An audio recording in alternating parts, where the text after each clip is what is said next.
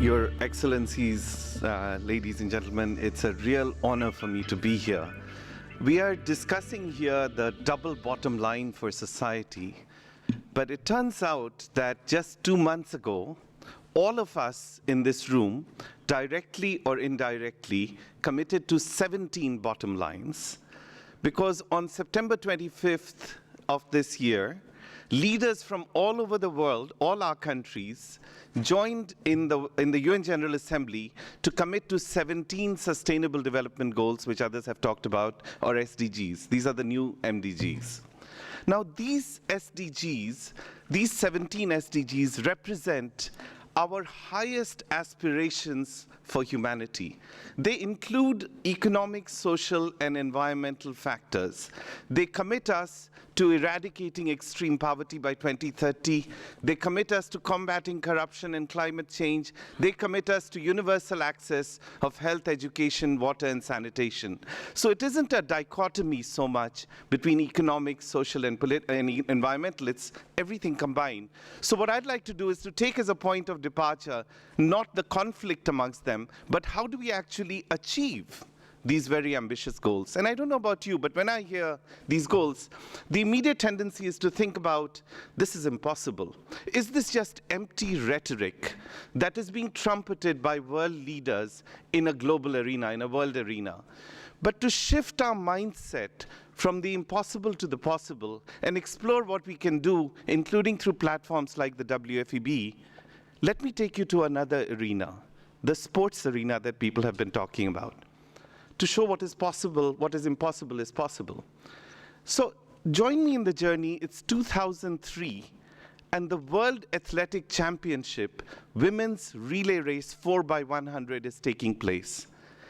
And the French women's team faces an impossible task against a formidable foe, not unlike the formidable foe that France is confronting today in battling, in this case, an invisible enemy of terrorism.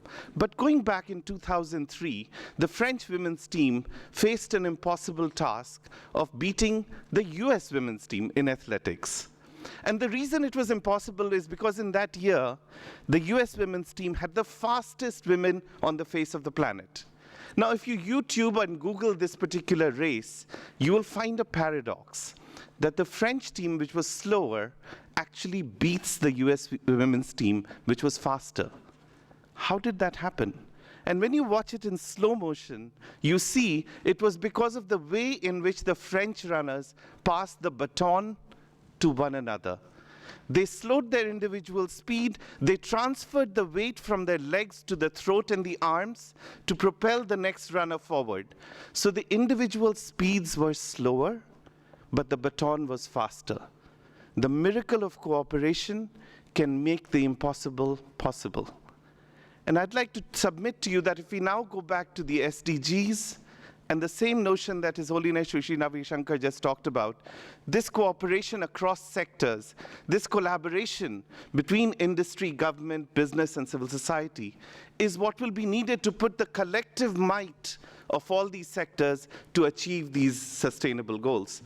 But then for the WFEB, what does it mean for the government and private sector, government and business, to pass the baton to one another? Take finance.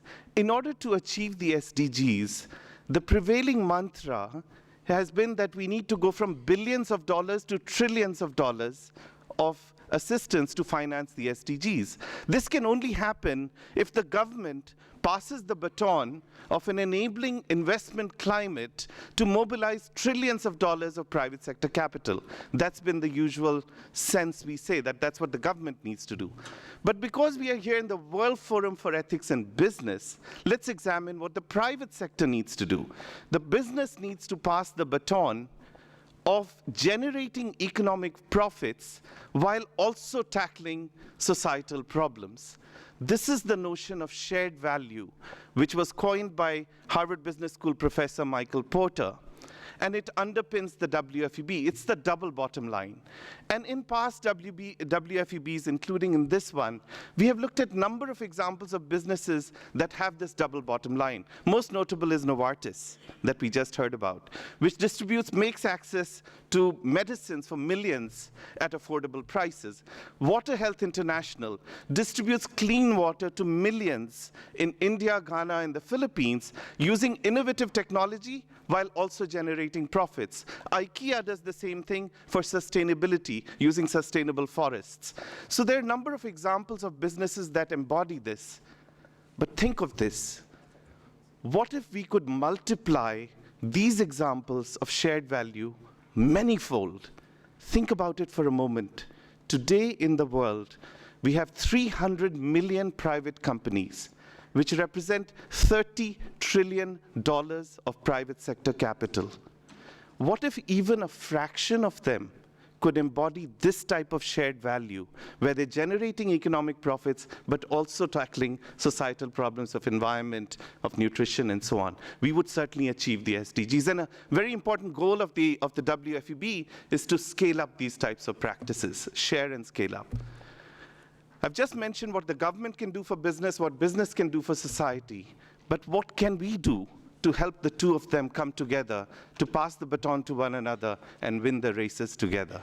Just 3 quick examples. One thing we need to do, which we are trying to do, is to finance joint investments between public and private sectors, public-private partnerships or PPPs, which leverage scarce capital of the public sector, leverage technology of the private sector. In the World Bank, we have financed $7.6 billion of these, and I can give you examples later in the break.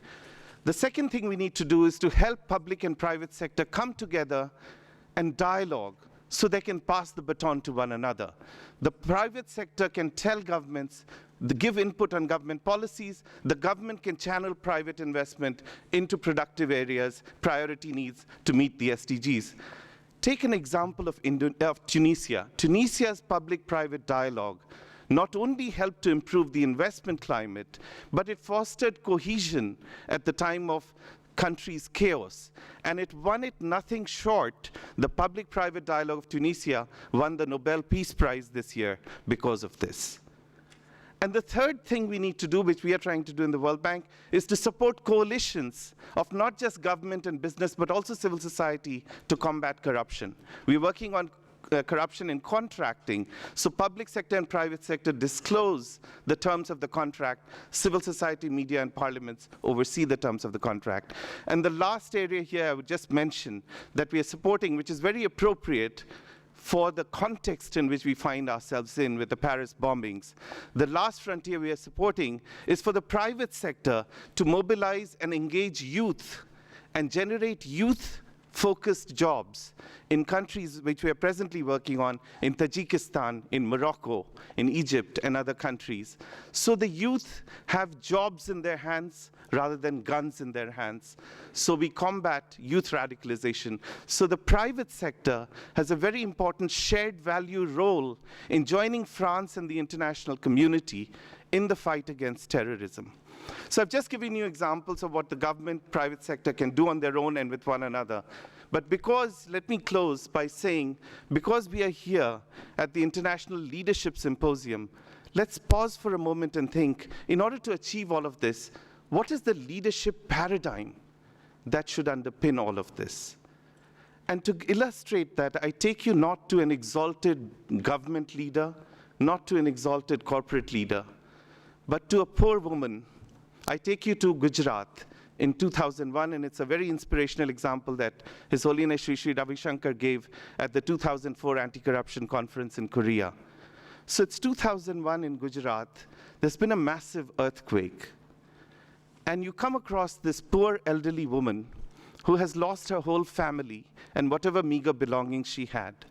And as she sat on top of a rubble, mourning and weeping her loss, the relief agency volunteers were doing their rehabilitation work, and she approached them with a 100-rupee note, let's say $2 worth.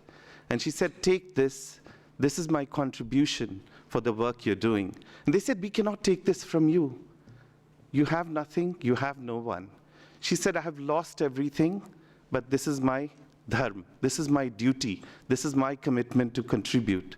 Quite simply, it is this type of leadership, exemplified by this poor elderly woman in Gujarat, that needs to underpin the kind of leadership we need to achieve those very lofty goals enunciated by world leaders at the UN General Assembly. It's this kind of leadership that we need to support and promote at the World Forum for Ethics in Business International Leadership Symposium that will help us join hands to win the kind of race that France won, the women's team won in 2003, that we can help France and the international community, business, government, private sector, together win in 2015 in the fight against terrorism, or to together achieve the Sustainable Development Goals.